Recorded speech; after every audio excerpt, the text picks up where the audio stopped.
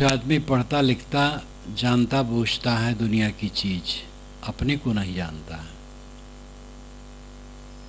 सब कुछ पाना चाहता है, अपने को पाने का ख्याल नहीं। इसलिए बहुत कुछ करके और बहुत कुछ पा करके भी वो नंगा रहता है, असंतुष्ट रहता है।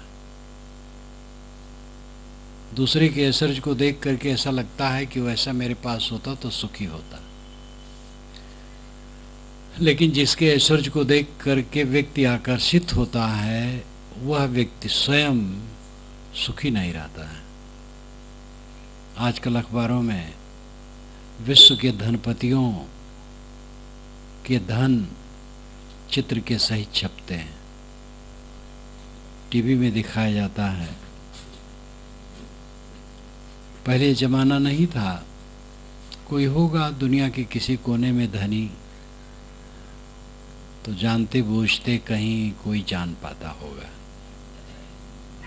आज तो कल जितना धन था आज बढ़ गया है, तो आज भी अखबार में आ जाएगा इतना धन हो गया है। तो इसमें लगता है कि वो आदमी सफल है, लौकिक दृष्टि से सफल है, लेकिन आध्यात्मिक दृष्टि से सफल हुआ है जिसके मन में शांति है, संतोष है, जिसके मन में पीड़ा नहीं है, संताप नहीं है, क्लेश नहीं है, वो सफल है। मन का दुखी न होना जीवन की सफलता है। मन का दुखी रहना जीवन की असफलता है। और दुखी क्यों रहता है आदमी? क्योंकि मन के अनुसार होता नहीं है। जैसा मन चाहता है वैसा मिलता नहीं। जैसा मन चाहता अपना शरीर नहीं रहता है, उतना सुंदर नहीं रहता है, बलवान नहीं रहता है, अवस्था बनी नहीं रहती है, जवानी खिसक जाती है। जैसा मन चाहता है मकान नहीं रहता है, पत्नी और पति और पुत्र और भाई माता पिता नहीं रहते हैं। हर बात में खिन्नता बनी रहती है, असंतोष बना रहता है। धर्म प्रचारक लोग जैसा चाहते प्रचार नहीं कर पाते। अगर प्रचार की उन्हें तृष्णा है तो वो भी दुखी रहेंगे। दुनिया का शुभ काम हो या अशुभ काम हो, तृष्णा हर जगह अपना स्थान बनाती है। और जितनी तृष्णा होगी आदमी उतना जलेगा।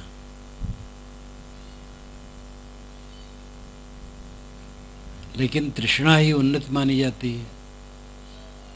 अगर कोई कहे संतोष करो तो कहेंगे क्या यार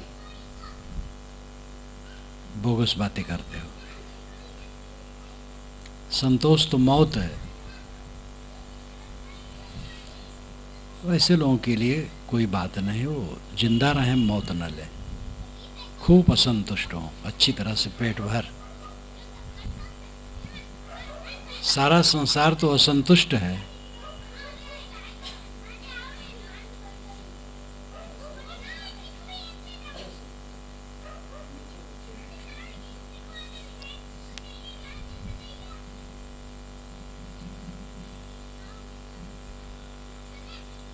सारा संसार तो असंतुष्ट है। तो असंतुष्ट होने से सबकी प्रगति हो जानी चाहिए और सब सुखी हो जाना चाहिए। कोई सुखी नहीं। मन के संतोष से ही सुख होगा।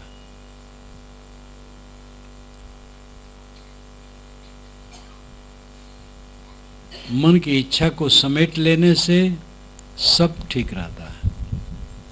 और जैसा मन चाहता है वैसा किसी को नहीं मिलता है, किसी को भी नहीं मिलता है। प्रधानमंत्री खिन्न है, राष्ट्रपति खिन्न है,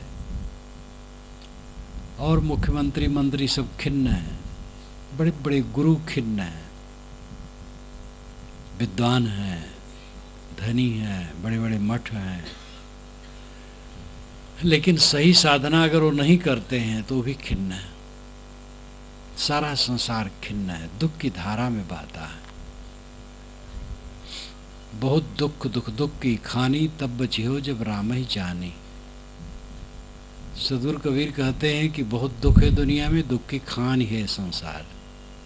खान जहाँ उत्पत्ति स्थान हो, किसी वस्तु की उत्पत्ति का स्थान खान कहलाता है।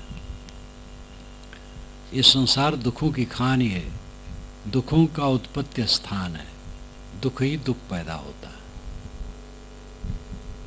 साहब कहते तब बचोगे जब राम को जानोगे। राम अंतरात्मा है, राम परमात्मा खुदा गॉड, ये भारी शब्द जिनके लिए प्रयोग होता है वो मनुष्य की अंतरात्मा है। मनुष्य की अंतरात्मा छोड़ करके कहीं कोई परमात्मा मिलने वाला नहीं। कबीर साहब का यही मत है, और विवेक करके देखा जाए तो वेदांत का भी यही मत है। वेदों के 4 महावाक्य जो माने जाते हैं, अहम ब्रह्मास्मि तत्त्वमसि, अयम आत्मा ब्रह्म, प्रज्ञानम ब्रह्म, यही बताते हैं मैं ब्रह्म हूँ, तुम ब्रह्म हो, यह आत्मा ब्रह्म है, ज्ञान ही ब्रह्म है। तो जो हमारा प्राप्तव्य है, पाने की चीज है, वो बाहर नहीं, अपना आपा ही है। लेकिन अपने आपा को कौन सोचता है, कौन ध्यान देता है मैं कौन इसको सोचे?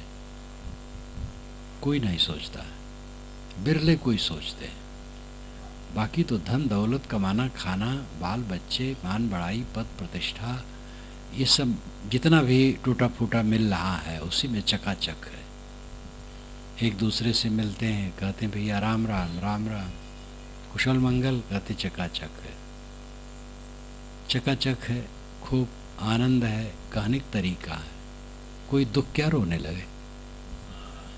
जो लोग कहते हैं खूब आनंद है, उन्हें से पूछो लौट करके, तब पता लगे, वो बताएंगे। फिर सबको बताना भी नहीं चाहते हैं। एक गुरु अपने शिष्य से कहा करे कि सब दुनिया दुखी है, और शिष्य कहे महाराज आप सब खाते दुखी है, और बहुत सुखी लोग दिखाई देते हैं। उसको उतना बोध नहीं था। एक शहर में से होके निकले, एक भवन में एक नौजवान बैठा था, और 30-35 का था, नौजवान ही नहीं था, जवान था, और धन दौलत खूब, ऐश्वर्य। शिष्य ने कहा महाराज के ये भी दुखी होगा? अरे कहे बेटा ये वो नहीं, सब दुखी हैं। कहे मुझे विश्वास नहीं पड़ता। तो गए महाराज, उसने नमस्कार किया, बैठाया। महाराज कैसे चले? घूम रहा हूँ, साधु हूँ, ऐसे जा रहा था, आ गया। कुशल मंगल? हाँ महाराज सब आनंद है। कोई तकलीफ? के महाराज तकलीफ तो मत पूछिए, विवाह किए 15 वर्ष हो गए, एक बच्चा नहीं। ये सोचता हूँ ये धन दौलत कौन लेगा? महाराज ने समझाया बुझाया, चल दिए। तो बताया उसको कि देखा इसके सुख को? कहे महाराज तो बहुत दुखी है। आगे बढ़े, एक भवन होते हुए निकले, वहाँ भी ऐसे साज सज्जा ऐश्वर्य, वहाँ कई लड़के बच्चे भी दिखाई दिए। कहा महाराज ये भी दुखी होगा? कहे चलो देखें। पहुँचे, वहाँ भी दंड प्रणाम उसने किया। महाराज ने कुशल पूछा, कहा महाराज सब आनंद है। कहे कोई तकलीफ? कहे महाराज तकलीफ की मत पूछिए, बड़ा लड़का है, वो तो अलग बनाता खाता है, हमारे साथ खाता भी नहीं है, बात नहीं करता। जो मझला है वो पढ़ रहा है, लेकिन बात वो भी नहीं मानता, महाउद्दंड। वही छोटा है, वो भी पढ़ रहा है, पता नहीं वो कैसे होगा महाराज, वो तो अभी उद्दंड नहीं है। लेकिन महाराज मुझे बहुत क्लेश है, मैंने बहुत धन बटोरा है, और यही लड़कों के बीच में हमें देना होगा, क्या होगा, कैसे होगा, कब तक जीऊँगा, और ये मेरे साथ क्या व्यवहार करेंगे, रात दिन चित्त जलता रहता है। महाराज ने समझाया, फिर आगे बढ़े। महात्मा ने कहा अपने शिष्य से, देखा इसका सुख? कहे महाराज अब समझ गया, जो आप कहते वही सच है। देखने में लगता है दुनिया सुखी है, सुखी उखी कोई नहीं। तो ये तो उदाहरण है। आदमी सहज सोच सकता है, जिसका मन हरदम दुनिया की वस्तुओं पर है वो सुखी कैसे होगा? क्योंकि दुनिया की वस्तुएं हरदम बदलती हैं, स्थिर रह ही नहीं सकती हैं, तो सुखी कैसे होगा? जिसका मन आत्मा पर है, अपने पर है, अंतर्मुख है, आत्म संतोष में है, वो सुखी होगा। एक लागे कोई आत्म संतुष्ट भी नहीं हो सकता है, धीरे धीरे होगा। समझे, पूछे, करे, अपने मन को बाहर की तृष्णा से हटावे, धीरे धीरे अंदर में लगावे, तब होगा। लेकिन लोग शुरुआत भी नहीं करते हैं, बाहरी घुड़दौड़ में सब भागे जा रहे हैं। इसका अर्थ ये नहीं कि उन्नति नहीं करना चाहिए, उन्नति अपने आप होती है। आदमी को श्रम करना चाहिए, श्रम और भाग्य। भाग्य तो अदृश्य है, उसको हम जानते नहीं। श्रम अपने हाथ में है, श्रम करना चाहिए। भाग्य सहायक जितना होगा होगा। मूल आवश्यकताओं की पूर्ति में कोई बाधा कभी नहीं होगी, ये निश्चिंत रहना चाहिए। जितना हमारा सब कुछ छूट जाए तो भी भोजन, वस्त्र और आवास मिलेंगे। अगर आप यहाँ से निकल चले, घर छोड़ दें और किसी दिशा में चल दें, तो जिस तरफ चलेंगे भोजन, कपड़े, निवास मिलेंगे। कहीं भी चले, सब कुछ छिन जाने के बाद भी ये होता है, निपटता है। फिर समय बदल जाता है, परिस्थिति बदल जाती है। इलाहाबाद में जब मैं आया था पहली बार 75 में, ज़मीन देखने की, ज़मीन लेना है और यहाँ कायम करना है आश्रम। खास तो प्रेस की बात थी, पुस्तक प्रकाशन। तो एक सज्जन ने कहा, महाराज मेरी ज़मीन जब जाने लगी सरकार के विकास में, विकास प्राधिकरण ने लेना चाहा, आवास विकास, तो मैं बहुत घबरा गया था। लेकिन धीरे धीरे मन ठहराया, फिर पैसा सरकार ने अच्छा दिया और उस पैसे से जो मैंने व्यापार किया वो ज़मीन से अधिक उसमें धन आने लगा। मैंने कहा हर बात में ऐसे ही है।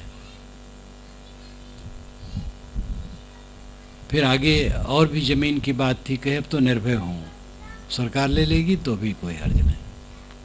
सरकार ने उसको भी लिया और उनको पैसा मिला। जो बच गया था उसको अब इधर उन्होंने बेचा है, इतना पैसा मिला है कि वो कल्पना भी नहीं कर सकते थे।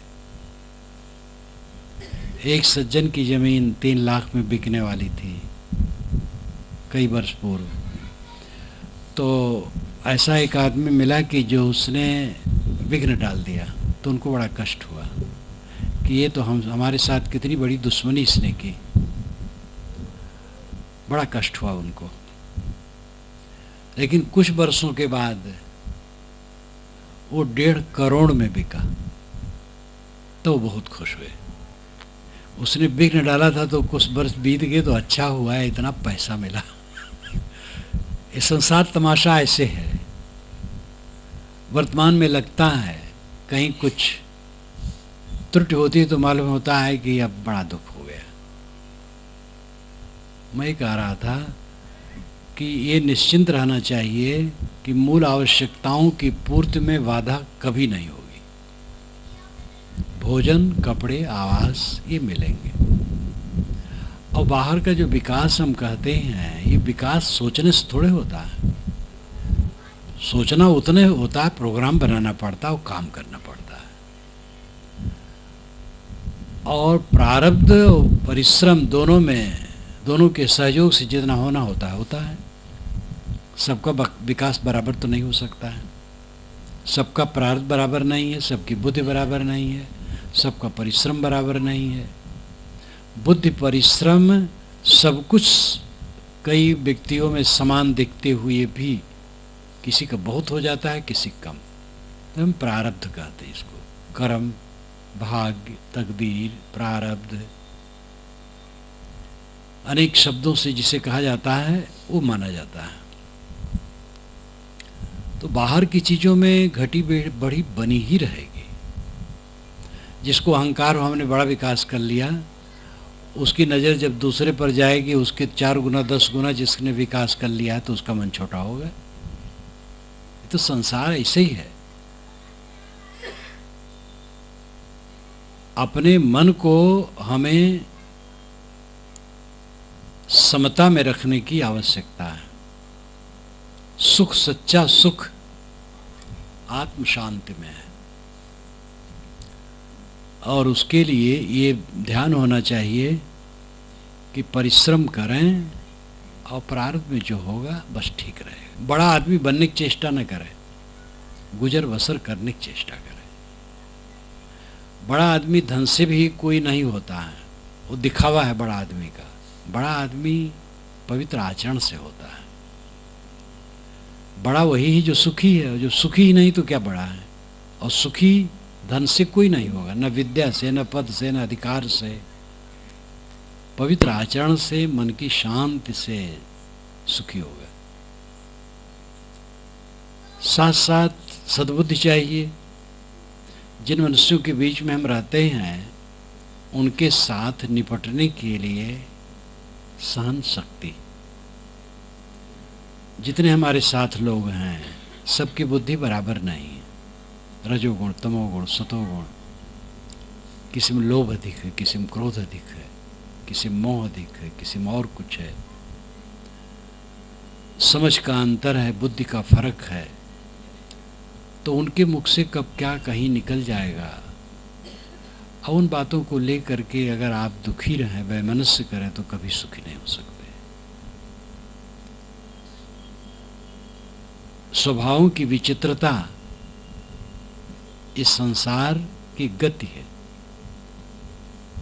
दो व्यक्तियों का स्वभाव एक किस्म का नहीं होता है। पति पत्नी, गुरु शिष्य, पिता पुत्र, भाई भाई, कहीं भी देखा दो व्यक्तियों का स्वभाव बिल्कुल एक जैसा नहीं होता है। रुचियां एक जैसी नहीं होती हैं, प्रकृतियां, गुणकर्म एक जैसे नहीं होते हैं, अलग अलग होते हैं। ऐसी विषमता भरे संसार में रह करके जो सहना नहीं जानेगा वो सुखी नहीं होगा। जो आदमी आपको कट कह देता है वही आदर भी करता है। और हर आदमी शराब पिए, हर आदमी शराब पिए। ये जो बोतल की शराब है इसका नशा तो जल्दी उतर जाता है, लेकिन जिस अहंकार की शराब सब पिए हैं वो कभी उतरता नहीं। सबको अहंकार की शराब का नशा चढ़ा है। मात्रा का अंतर है। और अहंकार और मूर्खता एक बात है। चाहे अहंकार कहो चाहे मूर्खता कहो। जिस संसार में एक तृण पर हमारा अधिकार नहीं है, उस संसार में किस वस्तु का अहंकार किया जाए। जहां अचानक यहां से उठ जाना होता है और अचानक सब रंग में भंग हो जाता है।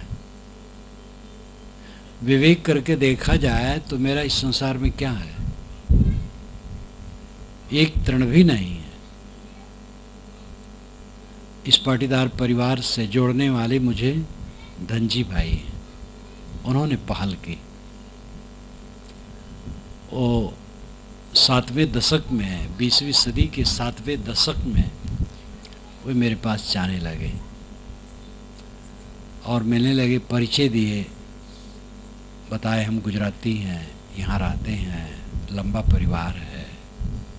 मिलने जुलने लगे, फिर कोशिश करने लगे कि हमारे यहाँ चलिए भी, तो आया। उन्होंने अनेक लोगों से जोड़ा। बहुत दिन हो गए वो नहीं। उनकी समझदारी, उनकी उदारता, उनका विचार तो आप सब जानते ही हैं। बहुत वर्ष हो गए वो नहीं है, उनका क्या है। और तब से आज तक अनेक पाटीदार परिवार में अनेक लोग उठ गए होंगे, और जो उठ गए उनका क्या रहा। इसी प्रकार पूरे संसार की कथा है, किसका क्या रहता है। एक भ्रम है, भ्रम में आदमी जीता है, जीवन भर भ्रम में जीता है।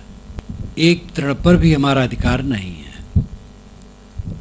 ऐसी स्थिति में किसी वस्तु का अहंकार मूर्खता के सिवा क्या है। जब शरीर अपना नहीं है, किस वस्तु का अहंकार है। लेकिन ये मूर्खता हर प्राणी में समाई है, हर मनुष्य में समाई है। और इस मूर्खता के कारण हर आदमी के अंदर में शराब का नशा है। ऐसे नशा में कौन किसके मुख से क्या शब्द निकले कुछ ठिकाना नहीं। समझदारी यह है कि अपने नशा को मारना और दूसरे के नशा को सहना। सबके अंदर में जहर है, जहर उबलता है। दूसरे के उबले हुए जहर को सह लो और अपने जहर को मारो, यही सुख का रास्ता है। नौकर का भी सहना पड़ता है। नौकर काम करता है दिन भर, साहब, हुजूर, भैया जैसा योग्य होता कहता है।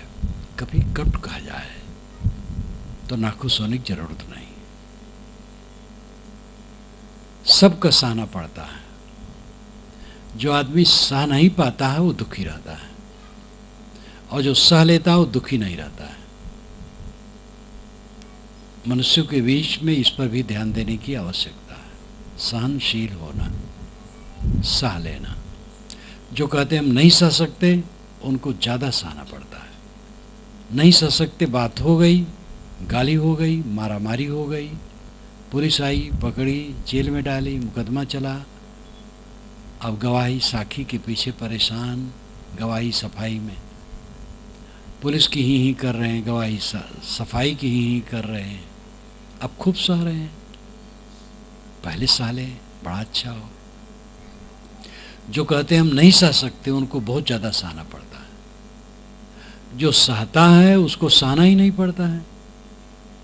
उसका तो मन ऐसा होता है शीतल, लगता ही नहीं कुछ। हवा आई गई, किसी ने जो कुछ कहा, कोई परवाह नहीं। आदमी दुखी क्यों रहता है? एक तो तृष्णा, हाविस, कि हमारा इतना नहीं हुआ पदार्थों के प्रति, और कभी पूरा नहीं होगा। जितना आपके हैं उसका अरब गुणा बड़ा हो जाए तो भी कभी संतोष न मिलेगा। तो पदार्थों में जो तृष्णा है ये जीव को चलाती है, और प्राणियों में जो उनके बर्ताव में सहने की क्षमता नहीं है, उससे जीव को जलना पड़ता है। पदार्थों की तृष्णा को घटाओ। प्राणियों के संबंध में, विषमता भरे व्यवहार में समता का बर्ताव करो। धीरज रखो, सह लो, क्षमा कर दो, गम खाओ, शीतल लो, इसी में सुख है। अगला आदमी भी सोचता है।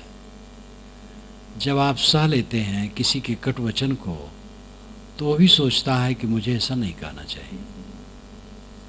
और जब आप भी गर्म हो जाते हैं तो गर्मा गर्मी में गर्मी बढ़ती है, दुख होता है।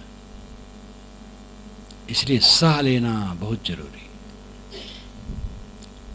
आपके परिवार में, आपके इर्द गिर्द जितने हैं, सब दुष्ट नहीं हैं, सब ठीक हैं, स्वभाव अलग अलग है।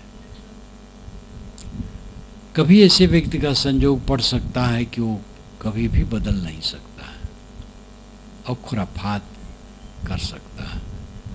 ऐसे लोगों से भी चुप हो जाना चाहिए, लड़ना नहीं चाहिए, उसका भी हित सोचना चाहिए। लेकिन ये अपवाद स्वरूप कभी होता है जीवन में, ये नियम नहीं है। नियम तो यह है कि जो आपके पास लोग हैं वो दुष्ट नहीं है, भिन्न स्वभाव है, भिन्न रुचियां हैं, भिन्न संस्कार हैं, भिन्न गुण कर्म हैं। इसलिए सहना जरूरी है। अगर मनुष्यों के बीच में सहन शक्ति रखी जाए और पदार्थों के बीच में तृष्णा शांत करके रहा जाए तो आदमी सुख के रास्ते पर चल निकलेगा। मन में शांति हर समय बनी रहे, संतोष बना रहे, ये जीवन का फल है। क्यों चित्त जलता है असंतोष में? क्योंकि जैसा मेरा मन चाहता वैसा है नहीं। और कहीं मन ही ठीक कर लो तो शरीर बूढ़ा हो गया, 22 वर्ष की जवान कैसे बनोगे? क्यों उसको सोचते हो? शरीर सांवला है, गोरख क्यों सोचते हो? गोरा है तो सांवलक क्यों सोचते हो? शरीर में टेढ़ा मेढ़ा है, वैसा सुडौल क्यों सोचते हो? होने वाला नहीं है। ये उदाहरण हुआ। ऐसे हर बात में दुनिया की वस्तुएं पानी की धारा की तरह बहने वाली हैं। बनना बिगड़ना ये संसार का स्वभाव है। इस परिवर्तनशील संसार में सुखी वह रहेगा जो सब स्थितियों में समता और संतोष में जिएगा। अंधविश्वास में पड़ करके भी लोग दुखी रहते हैं। किसी पंडित ने बताया ग्रह टेढ़ा है। अरे ग्रह कहते हैं पकड़ ले, जो पकड़ ले उसको ग्रह कहते हैं। ये काम क्रोध लोभ मोह ये ग्रह हैं, इनको मारो। आकाश का ग्रह आपको कुछ नहीं कर पाएगा। बैगा ने बताया भूत बाधा है, तो नहीं मान करके आज भी स्त्रियों को छत्तीसगढ़ में मारते काटते हैं, तकलीफ देते हैं। और जगह कभी कभार कहीं कुछ हो जाता है, लेकिन छत्तीसगढ़ में इसका प्रकोप बहुत ज़्यादा है। बेकार की बात है। कोई वायव्य शक्ति आपके ऊपर तैर नहीं रही है जो आपके ऊपर चढ़ बैठे और कष्ट दे। ग्रह भूत प्रेत देवी देवता कोई आपको कष्ट देने वाला नहीं है। हमारे अपने कर्म से ही हमें सुख और दुख होता है। और भौतिक सुख दुख का बड़ा महत्व नहीं है। मन अगर ठीक है तो कोई अड़चन नहीं है। और मन ठीक करने के लिए हर आदमी स्वतंत्र है। मन में संतोष रखे, धीरज रखे, क्षमा रखे, गम रखे, शांत रखे, सुखी रहेगा। भौतिक वस्तुएं कम बेस होती रहेंगी। अपमान हमारा हो जाए तो उससे हम दुखी क्यों हो? जिसका मन ऐसा है वैसा कुछ कह दिया तो उसमें हमारा क्या नुकसान हुआ? वो अहंकार के कारण है। हमारे अहंकार में पत्थर लगा, ठनक उठा। अहंकार ना हो तो कहाँ लगेगा? अगर हम ढेला फेंके, पत्थर फेंकें और कोई स्तंभ दीवार कुछ न हो तो शून्य में जाकर के गिर पड़ेगा पत्थर। ऐसे कोई हमारे लिए कुछ दुर्व्यवहार करे, अहंकार हमारे में ना हो तो कोई पीड़ा नहीं होगी। हमारा अहंकार हमें रात दिन रुलाता है। अपने अहंकार को मारने की जरूरत है। सुख, जीवन में सुख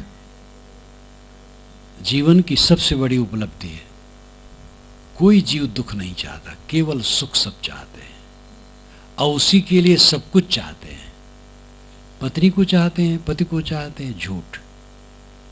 पत्नी कहेगी पति से मैं तो तुम्हारे बिना रह नहीं पाऊंगी, और बहुत बेकार की बात करेगी। ऐसे पति भी।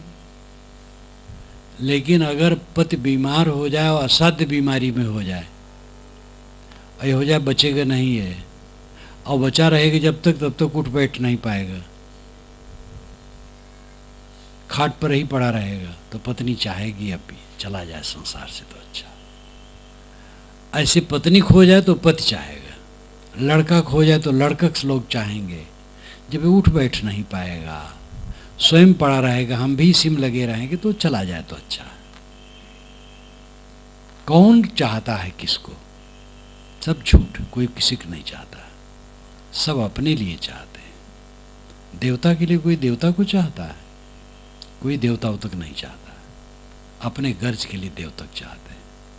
भगवान को भगवान के लिए कोई नहीं चाहता है, अपने गर्ज के लिए चाहते हैं। आत्मा के लिए सब चाहा जाता है, अब आत्मा का पता ही नहीं है।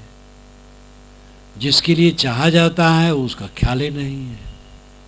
आप अपने लिए चाहते हैं, और अपना क्या है? सुख।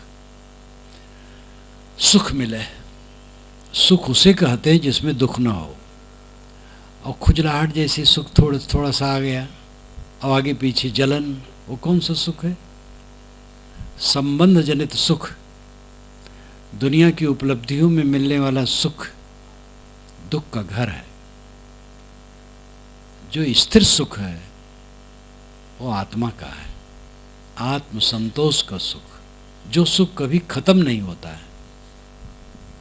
धन जितना है उतना रहे तो, इससे घट जाए तो, बहुत बढ़ जाए तो, सम्मान मिले तो, अपमान मिले तो, जितने लोग हैं इनमें परिवार में समाज में बढ़ जाए तो, इनमें बहुत से घट जाए तो, वो सुख कभी घटता नहीं है। वो सुख है, वो आत्मिक सुख है। पदार्थ जनित सुख क्षणिक है और दुख लाता है। आत्मजनित सुख निरंतर है, सब समय। संतोष का सुख, इसी को कहते संतोष का सुख। संतोष सुख है, रहो तो हृदय जुड़ाए। गोस्वामी जी ने भी कहा, जहां दोष तहाँ राम है, राम दोष नहीं भेद। तुलसी पेख कहत नहीं, सहत विविध विधि खेद। जहां संतोष है वहां राम है, राम और संतोष में भेद नहीं है। ऐसा समझ करके लोग संतोष नहीं ग्रहण करते, राम को खोजते हैं। गोस्वामी जी यहाँ कबीरी भाषा बोलते हैं। कबीर साहब यही कहते हैं, मोको कहाँ ढूंढे बंदे, मैं तो तेरे पास में। तो गोस्वामी जी कहते हैं कि जहाँ संतोष वहीं राम है। अगर संतोष आ गया तो राम मिल गया, और संतोष करते नहीं, राम को खोजते हो, राम कहाँ मिलेंगे? एक वैष्णव संत आए मथुरा से, तो रामायण रहस्य खरीदने उधर आए थे, तो आश्रम में आ गए। मेरी उम्र के थे, कई वर्ष हो गए। जब मुझे पता पाए तो मेरे पास पहुंच गए। तो मैंने कहा, रामायण रहस्य तो आलोचनात्मक है, अब आप वैष्णव संत हैं, सह पाएंगे? तो कहे, हाँ कबीर साहब ने तो कहा है, मरी मरी गई 10 अवतारा। हम के अच्छा, इतना सहे हैं तब तो सह ले जाएंगे। मैंने कहा, अच्छा बताइए, आप राम की उपासना करते हैं तो राम के देह को आप राम मानते हैं कि आत्मा को? तो गंभीर हो गए बेचारे। तो सोच विचार के कहे कि अब देह को कैसे कहा जाए, आत्मक कहना पड़ेगा। तो हम के बस उसी को हम लोग भी राम मानते हैं, तो दोनों तो कोई फर्क नहीं है। अगर श्री राम के देह को राम मानते हो तो है नहीं, देह तो पता नहीं कब गायब हो चुकी है। आत्मा राम है तो सब घट में आत्मा है, सब घट में राम है। तो कहे, महाराज हमारे वैष्णव में ऐसा समझाते नहीं। हम कहे, हाँ ये त्रुटि है। तो राम अंतरात्मा है, और अंतरात्मा में संतोष आ गया, राम मिल गए। सुख सबको प्रिय है।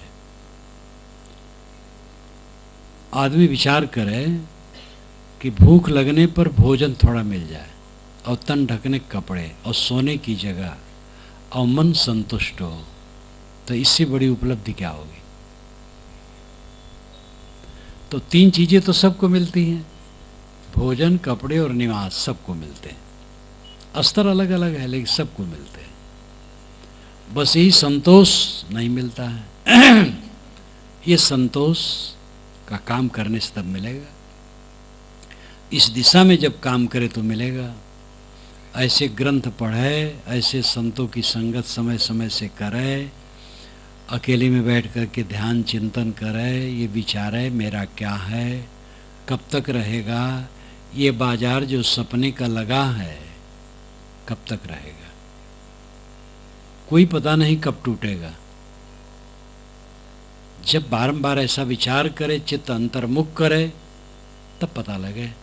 थोड़े समय के लिए चित्त अंतर्मुख हो, संसार भूल जाए और आत्मा में लीन हो जाए, तब उसको लगेगा कि जीवन का ये क्षण हमारा असली रहा, बाकी तो सारा जीवन बेकार गया, ये क्षण असली रहा। फिर उसका प्रभाव मन पर पड़ेगा, फिर उसको विवेक जगेगा, फिर उस साधना में लगेगा। जीवन का असली क्षण है जब चित्त अंतर्मुख होता है। जब लग दिल पर दिल नहीं तब लग सब सुख ना है, ये कबीर साहब की आधी साखी है। जब लग दिल पर दिल नहीं तब लग सब सुख ना है। दिल दिल में हो, दिल बहे ना, सबका दिल बहता है। धनी निर्धन, अविद्वान विद्वान, कितने साधु सन्यासी का भी बड़े योग्य हैं लेकिन साधना नहीं करते हैं, वैराग्य नहीं है, अनासक्ति नहीं है, अंतर्मुखता नहीं है, तो प्रसिद्ध तो हैं लेकिन जो काम करना चाहिए साधुता का वो नहीं कर पा रहे हैं, तो वो दशा नहीं आएगी। महाराज बनने से कहीं काम थोड़े होता है। जगत गुरु बन गए, महामंडलेश्वर बन गए, आचार्य बन गए, बहुत कुछ बन गए, वो बनने से क्या होता है। असली बात तो है चित्त की शुद्धि, अंतरात्मा की तरफ लौटना, अंतर संतोष असली चीज है। तो सुख जीव मात्र को प्रिय है। सुख के लिए हम सब कुछ चाहते हैं और किसी कुछ नहीं चाहते, लेकिन उस सुख को नहीं समझ पाते हैं। समझते हैं बाहरी चमक दमक में सुख है। चमक दमक जितनी बढ़ेगी दुख बढ़ेगा। आत्महत्याएं आजकल जितनी हो रही हैं 50 वर्ष के पहले नहीं होती थी। अभी भी मजदूरों में आत्महत्याएं नहीं होती, कहीं कभार अपवाद की बात अलग है। मजदूरों में आत्महत्याएं नहीं होती। जिनके घर है, जमीन है, खेती है, व्यवसाय है, नौकरी है, ऐसे सामान्य और मध्यम और उच्च वर्गों में होती है और मजदूरों में नहीं होती है। मजदूरों में आत्महत्या करने की फुर्सत ही नहीं। दिन भर डट के काम किए, शाम को दर फर के पकाए खाए सोए और फिर सुबह तक उनकी नींदें नहीं खुलती। दिन भर काम करे, रात भर सोए, कब आत्महत्या करे। और जो बैठे ठाले हैं दिमाग घूमता है बेकार में, घूमते घूमते दिमाग खराब होते होते बस जहर खा ले, ये कर ले, वो कर ले, वो कर ले करते। जितना ऐश्वर्य बढ़ रहा है आत्महत्या बढ़ रही है, पागलपन बढ़ रहा है, भयंकर भयंकर बीमारियां बढ़ रही हैं, तलाक, अब तो तलाक भी बढ़ रहा है, छुट्टा छुट्टी हो रहा है पति पत्नी में। जो विदेश में सारी बातें सुनी जाती थी वही अब यहाँ आ रहा है। तो धन तो बढ़ा है कुछ लोगों के, वैसे तो सबकी कुछ न कुछ स्तर बढ़ा है। मजदूरों को मैं जानता हूँ, मेरा शरीर जन्मा है गांव में, जहाँ सभी वर्ग के लोग थे। मजदूरों का भी काफ़ी समाज था, उनका भी खान पान का स्तर बढ़ा है। कईयों का खपड़क मकान हो गया, पक्का मकान हो गया। मजदूरी दो मजदूरी करने नहीं आते हैं क्योंकि और मजदूरी अच्छी अच्छी मजदूरी कर रहे हैं। अब कई लोगों का काफ़ी बढ़ गया है, तो धन बढ़ा है लेकिन धर्म नहीं बढ़ा है। आप कहेंगे वाह अखंड कीर्तन खूब हो रहा है, दैवी जागरण हो रहा है, बड़ी बड़ी सभाएं हो रही हैं, बड़े बड़े प्रचार हो रहे हैं। इसमें सांस्कृतिक कार्यक्रम ज़्यादा हो गए हैं। धर्म का अर्थ है सहन शक्ति, वो सहन शक्ति घट गई है। दान पुण्य करना भी धर्म है, लेकिन असली धर्म है सहन शक्ति। सहन शक्ति में त्याग है, वहीं संतोष है, और वो नहीं बढ़ा है। धन बढ़ा, धर्म नहीं बढ़ा, सहन शक्ति नहीं बढ़ी।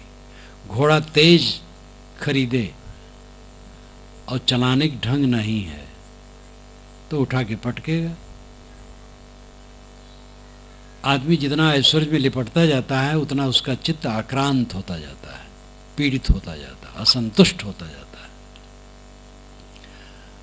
धीरज रखना, सहन रखना, गंभीरता रखना, आत्मसंतोष वाला काम करना ये नहीं करता है तो सुखी कैसे हो? सच्चा सुख पदार्थों पर अवलंबित नहीं है, ज्ञान पर, बोध पर अवलंबित है। ज्ञान और बोध होगा तो आत्मसंतोष होगा और वो देखेगा कि संसार एक सपने की तरह बीत रहा है। पानी के बुलबुले, जेठ की धूप की लहरियों में पानी का आभास, ऐसे संसार का सारा आभास क्षणिक है, अब आजकल में खो जाएगा।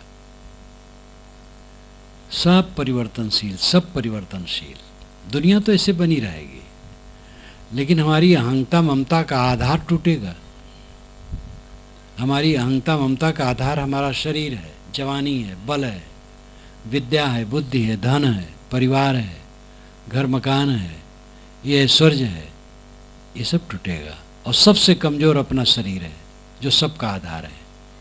हमने मकान बनवा दिया, अगर उस पर वज्र न गिरे, बम न गिरे, भूचाल ना आए तो इंजीनियर कह सकता है 100 वर्ष जाएगा, 200 वर्ष जाएगा। लेकिन बड़ा से बड़ा डॉक्टर हमारे शरीर के लिए कुछ नहीं कर सकता है। चाहे हमारा शरीर बिल्कुल जवान हो, स्वस्थ हो, कुछ नहीं कह सकता कब तक जाएगा। जिस पर सब अवलंबित है वह शरीर सबसे दुर्बल है, कभी भी भूल लुंठित हो जाएगा। तो विवेकवान इन सब बातों पर ध्यान देता है, अहंकार की गर्मी को दूर करता है, भक्ति पथ में चलता है, विनम्र होता है, त्याग होता है, संयम होता है, जो बन सके दूसरे की सेवा में मन लगाता है और अपनी साधना में मन लगाता है और इसके लिए ऐसा साहित्य पढ़ता है, ऐसी संगत करता है, ऐसे चित्त का वातावरण बनाता है, तब धीरे धीरे होता है। जिस व्यवसाय में लगना, उस व्यवसाय के सांगोपांग को लेना पड़ेगा। कोई खेती करना चाहता है तो खेत, बीज, खाद, पानी, हल बैल, ट्रैक्टर, नौकर चाकर, मजदूर, ये सारा अंग उपांग ले करके परिश्रम करेगा तब सफल होगा। व्यवसाय, कला, किसी भी दिशा में है, परिश्रम करने से तो सफलता होती है। जो जीवन का परम फल है, अनंत सुख, आत्यांतिक सुख, जिसमें दुख नाम की चीज न हो, सदैव आनंद कंद, ये जीवन का परम फल है और इसमें हम पूरा स्वतंत्र हैं। इसको एकदम प्राप्त कर सकते हैं। धन तो नहीं प्राप्त कर सकते जितना मन चाहेगा, शरीर को भी वैसा हम नहीं बना सकेंगे, परिवार वालों को भी वैसा नहीं ढाल पाएंगे, मित्रों को वैसा नहीं बना पाएंगे, जगह जमीन सड़कें वैसा नहीं बना पाएंगे। हम चाहे हम जिस तरफ निकले सड़क इस ढंग से हो, कैसे होगा? लेकिन अपने मन को पूरा शुद्ध, संतुष्ट, तृप्त कर सकते हैं। और बाहर की चीज़ें हम बहुत समाज सुधार लें तो भी उसमें हमें सुख नहीं मिलेगा। एक दिखावा होगा कि हाँ इतनी चीज़ों के मालिक हैं, और आंतरिक काम करने वाला सच्चे अर्थ में सुखी होगा। इसलिए इन बातों पर ध्यान देना चाहिए। परम सुख, परम शांति, परमानंद आत्मसंतोष में है, मन को अंतर्मुख करने में है। आत्मा को समझो, शरीर अनात्म है और शरीर संबंधी प्राणी पदार्थ सब कुछ अनात्म है और अनित्य है और अंत में दुख में बदलता है। लेकिन आत्मा नित्य है और आत्मा है, अपना स्वरूप है और वो कल्याणमय है, शिव है, आनंदमय है। सुख का सागर अपने अंदर में हम भटक रहे हैं बाहर, क्योंकि ज्ञान नहीं है, और कुछ ज्ञान भी हो गया तो ध्यान नहीं है, उधर प्रयास नहीं है, इसलिए आदमी जीवन भर भटकता रहता है। इन सब बातों पर ध्यान दो और इसके जो आधार हैं सत्संग, भक्ति, सेवा, साधना, उसमें लगे रहो और ये काम करो। ये काम करने ही से चित्त का दुख दूर होगा और कोई उपाय नहीं है। जो ये भ्रम है कि दुनिया का ऐश्वर्य बढ़ जाएगा तो हमारा चित्त संतुष्ट हो जाएगा, ये तो बर्फ को भून करके खाने जैसी बात है। बर्फ को कोई भून करके खाना चाहे कब संभव है? ऐसे संसार के ऐश्वर्य से कोई परम सुख चाहे बिल्कुल असंभव, दोषयुक्त है। ये भीतर की यात्रा है, परम सुख के लिए भीतर की यात्रा है। सत्संग स्वाध्याय द्वारा इसको समझना चाहिए और इस काम में लगना चाहिए। आप लोगों को धन्यवाद देते हुए मैं अपनी वाणी को विराम देता हूँ।